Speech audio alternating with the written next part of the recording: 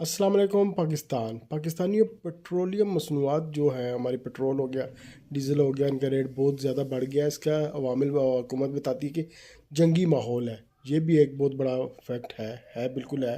لیکن ایک اور مسئلہ، جو سب سے بڑا مسئلہ ہمارا آئی ایم ایف ہے۔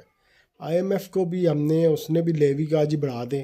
ابھی 109 بیرل ہے تقریباً ریٹ اس کا، ایک بیرل $109 کا ہے، تو تقریباً دوسرے اخراجات ڈال کے تقریباً 322-23 روپے کا پیٹرول ہونا چاہیے۔ پھر بھی میں بہت زیادہ بتا رہا ہوں، تو اس کو بھی ڈال لیں۔ پھر اب جا کے 460 روپے پہ پیٹرول چلا گیا ہے، اور ڈیزل 500 سے اوپر چلا گیا ہے۔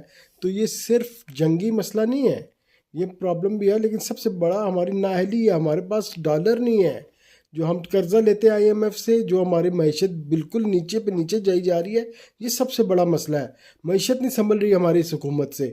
جب تک یہ معیشت نہیں سنبھلے گی، یہ حالات